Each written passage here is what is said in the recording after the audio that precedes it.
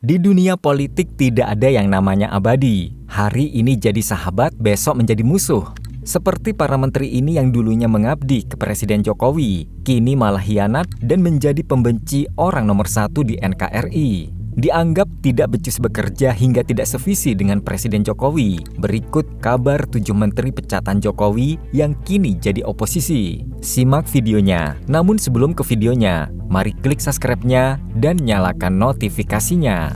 1. Anies Baswedan. Siapa sangka mantan calon presiden Indonesia ini pernah menjadi bawahan Jokowi. Anies awalnya menjadi relawan yang membantu terpilihnya Jokowi dan Yusuf Kala sebagai presiden dan wakil presiden Indonesia di Pilpres 2014. Berkat jasanya, Anies diangkat Jokowi menjadi Menteri Pendidikan dan Kebudayaan pada 27 Oktober 2014. Bisa dibilang, penunjukan ini syarat politik balas budi. Tapi background Anies sebagai akademisi membuat penunjukan tersebut menjadi wajar karena dianggap memiliki kompetensi di bidang tersebut. Sayangnya, Anies hanya menjabat selama 21 bulan. Banyak yang bilang karena kinerja Anies belum mampu memuaskan Jokowi. Namun faktor yang paling masuk akal adalah karena saat itu Jokowi hendak mengakomodir Muhammadiyah dengan cara mengangkat Muhadjir Effendi sebagai Mendikbud menggantikan Anies. Setelah pemecatan itu, karir Anies semakin meningkat hingga terpilih menjadi Gubernur DKI pada tahun 2017 mengalahkan Ahok yang merupakan rekan satu partai Jokowi. Disinilah renggangnya hubungan Jokowi dan Anies terlihat. Beberapa kebijakan Anies sebagai Gubernur DKI disebut tidak sejalan dengan visi Jokowi. Keadaan tersebut diperpanas setelah Anies maju sebagai calon presiden 2024 bersaing dengan anak Jokowi, Gibran, yang jadi wakil Prabowo. Dengan mengusung konsep perubahan, Anies menunjukkan ke publik bahwa ia tidak sejalan dengan Jokowi. Salah satunya akan membatalkan proyek IKN jika terpilih. Sayangnya Anies kalah perolehan suara. Ia harus menerima kenyataan dipecundangi Jokowi untuk kedua kalinya. 2. Sudirman Said. Nama Sudirman Said mungkin tak setenar menteri-menteri lain, tapi percayalah, Sudirman Said bukan orang baru di kancah pemerintahan Indonesia. Bahkan ia pernah menjadi Menteri Energi dan Sumber Daya Mineral atau ESDM dalam Kabinet Presiden Jokowi pada 27 Oktober 2014 sampai 27 Juli 2016. Sebuah penghargaan bagi Sudirman karena menduduki posisi yang sangat vital. Tapi ia malah menyia-nyiakan kepercayaan Jokowi setelah ia mengeluarkan surat rekomendasi perpanjangan kontrak karya PT Freeport Indonesia dan tanpa sepengetahuan mencatut nama Jokowi hingga membuat negara rugi besar. Saat itu bukan hanya di reshuffle, Sudirman juga dimarahi habis-habisan oleh Jokowi. Beberapa tahun kemudian, Sudirman yang dulunya loyalis Jokowi perlahan menjadi oposisi. Dimulai Pilpres 2019, ia masuk dalam TKN Prabowo Sandi yang saat itu jadi rival Jokowi. Tak sampai di situ, di Pilpres kemarin, ia juga masuk di tim pemenangan nasional Anies Muhaimin yang juga menjadi rival paslon kubu Jokowi. Tak hanya pasang badan terhadap Anies, Sudirman juga kerap melontarkan kritik terhadap Jokowi. Salah satunya tentang cawe-cawe Jokowi yang menurutnya tidak etis untuk dilakukan. Padahal, jika melihat peraturan perundang-undangan, tidak ada larangan bagi presiden untuk melakukan cawe-cawe. 3. Thomas Lembong.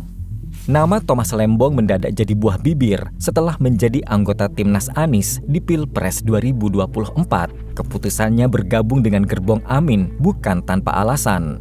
Thomas ternyata pernah memiliki kisah buruk dengan Jokowi saat ia menjadi Kepala Badan Koordinasi Penanaman Modal atau BKPM atau yang saat ini berubah menjadi Kementerian Investasi. Ia menjabat sejak 27 Juli 2016. Selama menjadi Menteri Investasi selama 3 tahun, kinerja Tom sekilas terlihat baik-baik saja. Namun faktanya, Tom beberapa kali gagal mencapai target pemerintah. Salah satunya gagal mencapai target investasi sebesar 765 triliun rupiah pada 2018. Saat itu ia hanya sanggup mendapatkan investasi sebesar 721,30 triliun rupiah. Karena beberapa faktor itulah, Tom di reshuffle pada Oktober 2019. Mungkin karena itulah, pada Pilpres lalu ia membelot ke gerbong Anies yang disebut sebagai antitesa Jokowi.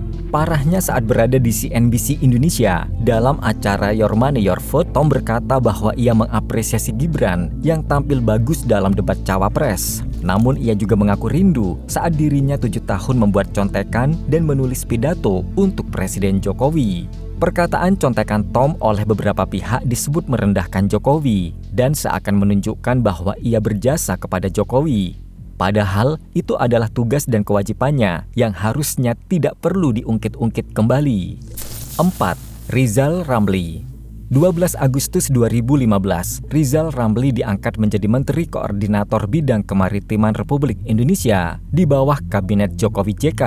Selang 10 bulan kemudian, atau 27 Juli 2016, Rizal Ramli tiba-tiba di-reshuffle dari kabinet. Pada awalnya tidak ada yang tahu kenapa Jokowi mencopot jabatan tersebut dari tangan Rizal Ramli. Alasan itu akhirnya terbongkar pada tahun 2020 usai mantan Wapres Jokowi, yaitu Yusuf Kala, membeberkan alasan pemecatan Rizal Ramli. Menurut politisi asal Sulawesi Selatan itu, sebenarnya Rizal tidak melakukan pelanggaran atau kesalahan yang fatal. Hanya saja ia tidak bisa mengatur bawahannya dengan baik. Pemecatan secara mendadak itu ternyata membuat Rizal yang tadinya berstatus sebagai pendukung beralih menjadi pembenci Jokowi. Berbagai kritikan dilancarkannya kepada Jokowi. Dimulai pada 17 Juni 2018, Rizal menyebut pemerintahan Indonesia saat ini terlalu pro-China. Lucunya saat itu ia juga sesumbar akan mencalonkan diri sebagai presiden lewat jalur independen dan akan mengubah politik Indonesia menjadi netral. Tidak seperti sekarang yang menurutnya terlalu condong ke China. Namun perkataannya tersebut tidak terbukti. Boro-boro jadi presiden, untuk sekedar menjadi menteri saja, ia sudah tidak mampu lagi. 5. Surya Chandra. Pada 25 Oktober 2019, Surya Chandra dilantik sebagai Wakil Menteri ATR BPN di Kabinet Indonesia Maju. Namun mungkin karena kinerjanya yang kurang maksimal, pada Juni 2022, ia di-reshuffle Presiden Jokowi dan digantikan oleh Raja Juli Antoni. Menariknya, tak lama setelah dipecat Jokowi, ia menyatakan dukungannya terhadap Anies Baswedan yang akan maju di Pilpres 2024. Banyak yang menilai itu merupakan salah satu bentuk kekecewaan Surya kepada Jokowi. Di Timnas Amin, Surya menduduki posisi sebagai juru bicara, di mana saat itu ia sempat menyampaikan kritik terhadap kebijakan Jokowi mengenai food estate. Menurutnya kenapa singkong lebih banyak ditanam daripada padi, padahal padi merupakan makanan pokok Indonesia. Kritikan Surya langsung disanggah juru bicara Prabowo, Dhanil Anzar Simanjuntak, yang menyebut penanaman singkong sebagai cadangan logistik strategis jika sewaktu-waktu Indonesia mengalami krisis pangan. Selain itu, kritikan Surya juga dinilai terlalu memaksakan dan terkesan menjatuhkan lawan politik Anies, yaitu Prabowo dan kubu Jokowi. 6. Denny Indrayana.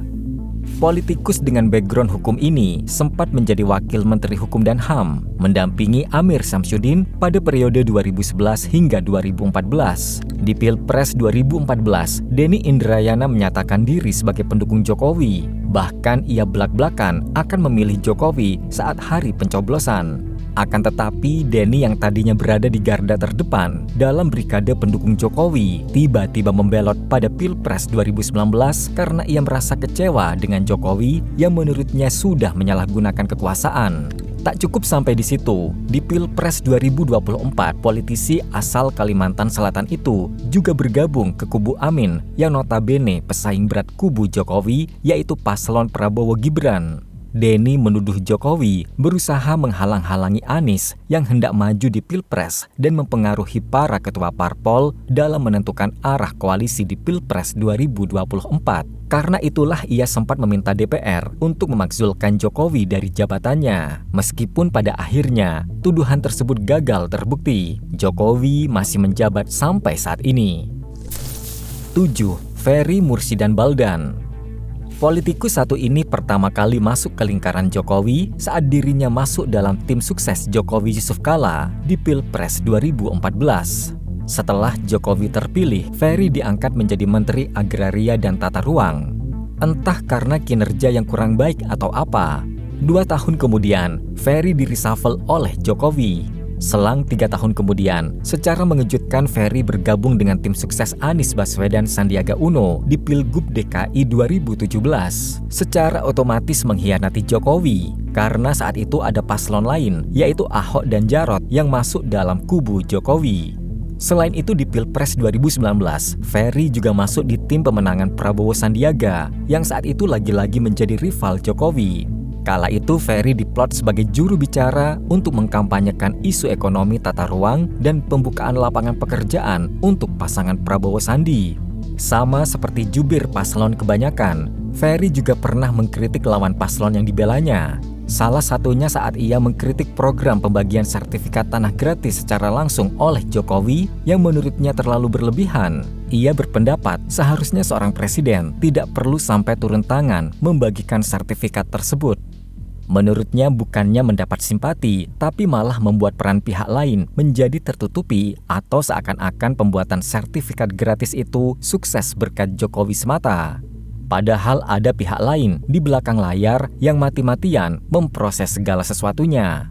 Berpindah kapal memang sah-sah saja, tapi kalau sampai menjelekkan nahkoda yang sebelumnya berjasa bagi karir juga bukan hal yang dibenarkan.